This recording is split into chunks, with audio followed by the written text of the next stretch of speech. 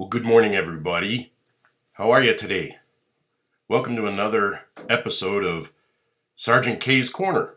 I'm Sergeant K, and I'm wishing everybody a good day. It's not Monday, so everybody should be having a good day today.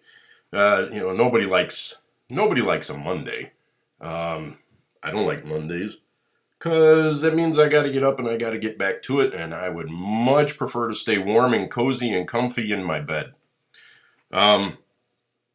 Today, I'm going to talk a little bit about love. Love, in my opinion, is the most overused word in America. I know we got a lot of sayings like, whatever, oh, that's fair, or, oh, yeah, no problem, man, no problem, dude. Some of the other stuff, for a long time, especially like in the 70s, it was, oh, wow, man. And that got overused. Now, we tend to use the word love way too much. Way too much. And it's a problem that I have with not overusing the word. I have an issue with people that do overuse the word. It's like you go out shopping and, you go whatever store you go to and you see the pair of shoes. Oh, I have to have these pair of shoes. I just love these shoes. Or you go out to dinner with some friends and let's go to so-and-so pizza. I just love their pizza. And then you're going to tell your spouse or your kids or whatever, oh, I love you. Well, part of it is our problem with language. We've forgotten how to use, I really enjoy it. I really like it. I'm fond of that person. All too many times we say, oh, I love you. And somebody will say it back. And yeah, not so much. Because the first time you got a problem, you're looking for somebody that loves you and that person ain't there. Instead of saying, I really like you. You're a friend. Or I'm very fond of so-and-so. Guess what? Those are all English words that we have forgotten how to use. And that's not what love was intended to be. That's not what love was intended to be. And nowadays, they want you to love somebody no matter what they're doing. No matter what they're doing. So they could be out there doing crazy stuff, any million different things. And if you don't go along with it, you're a hater. You're the opposite of a lover. You're a hater. Well, I opened up the scriptures to see what God says about love. Okay, and so we're going to take a look at that today. And I'm going to 1 Corinthians 13:1. It says, though I speak with the tongues of men and angels, but have not love, in other words, real love, I have become a sounding brass or a clanging cymbal. Wow. And though I have the gift of prophecy and understand all the mysteries and all knowledge, and though I have faith so that I could move mountains but have not love, I am nothing. I am nothing. Well, in my last podcast, I talked about, men loving their wives and, biblical loving their wives and things of that type. And when you love somebody, the fruits of the Spirit are going to come through. That patience, love, long suffering. Love is not selfish. Love is not selfish. So if there's selfishness in you toward that person, you have to start questioning things. And it continues on. It says, love suffers long and is kind. Love does not envy. Love does not pride itself, is not puffed up, or in other words, is not conceited,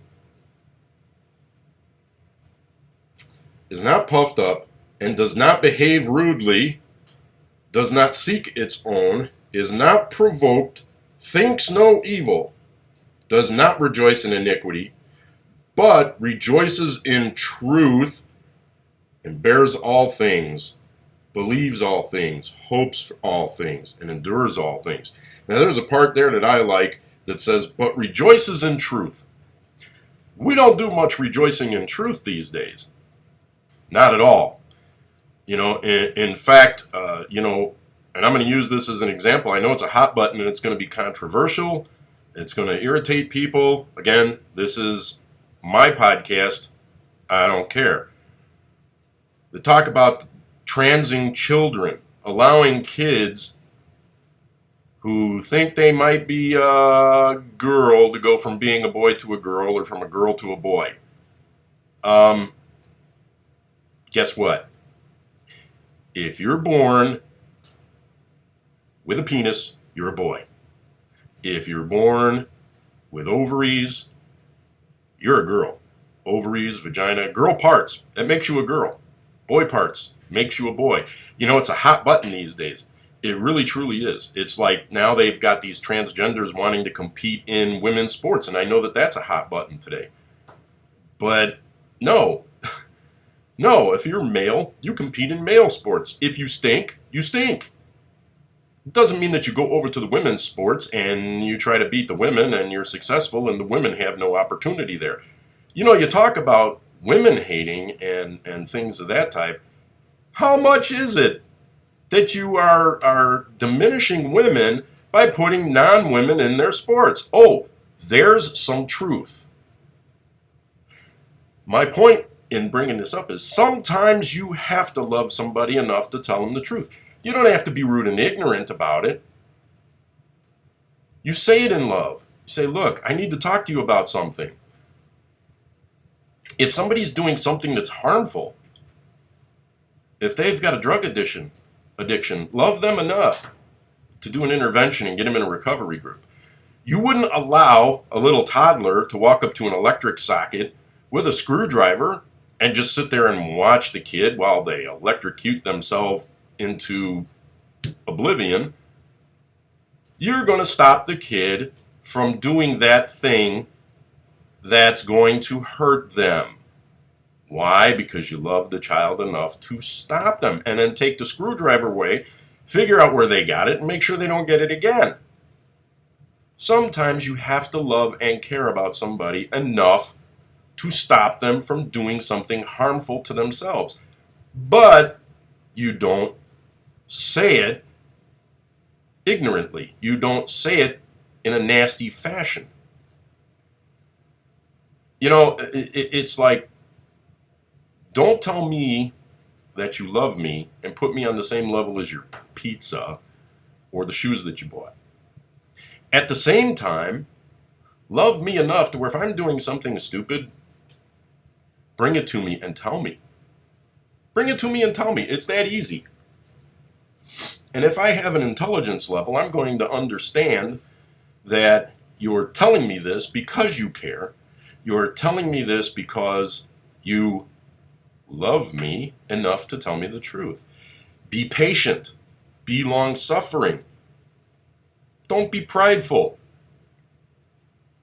Don't put me on the same level as your pizza. Because I'm a lot more important than pizza. We were created in God's image. Man was created in God's image. It says it right here in the scriptures. And if it's here, it's truth. Pizza was not created in God's image. Okay, even the animals on the planet, although they're all cute, well, most of them, they have some deep sea fish that really are not going to win any beauty contests anytime soon. But we're the only ones that were created in God's image. Not the little fuzzy, cute little otters or the seals or any of the other animals. Just us.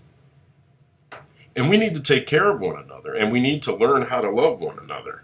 Now, I'm also going to go over to 1 John 4:8. And I'm going to bring this one up. And it says, "He who does not love does not know God, for God is love." I get tired of hearing people say that Christians are haters. I'm tired of that. I am really tired of it. Getting your Christianity off of TV or from your friends or, from things that you hear is kind of like going to the plumber for open heart surgery. That plumber might be a really super nice person and an expert at what they do, which is great because we need plumbers and they're wonderful. But they're likely not going to be successful with that surgery. Until you get into this word and you study it, you don't understand it, you don't know, because Holy Spirit has not opened your eyes to what it's saying. And truth be told,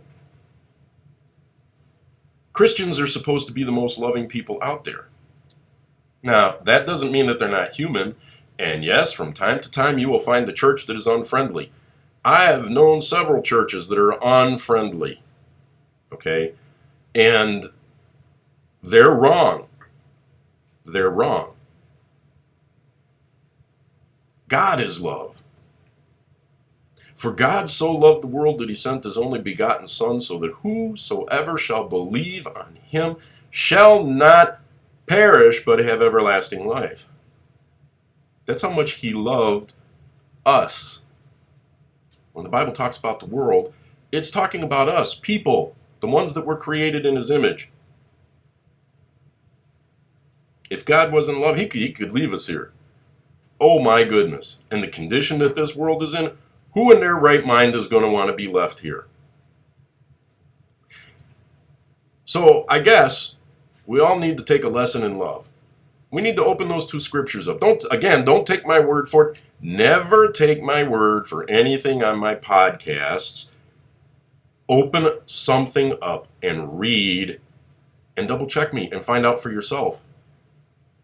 I'm not making this stuff up. Now, at the same time, I would appreciate it if you do care about me, say, Sergeant K, I really like your show. Sergeant K, I really don't like your show. But you know what? It's kind of cool that you're out there trying to do something to let people know that they are loved, and people are loved. Or please don't say, Sergeant K, I love your show. My show is an inanimate thing. It's not created in the likeness of God. Doesn't qualify for Corinthians or for 1 John. Yeah. So until then, until our next episode, love somebody. Really, truly love somebody. Whether it's something that you got to give them a little truth hoagie, or just put an arm around them, or just sit there and listen and let them talk, or laugh together. Love somebody. Until next episode, God bless, and we'll see you then. Bye-bye.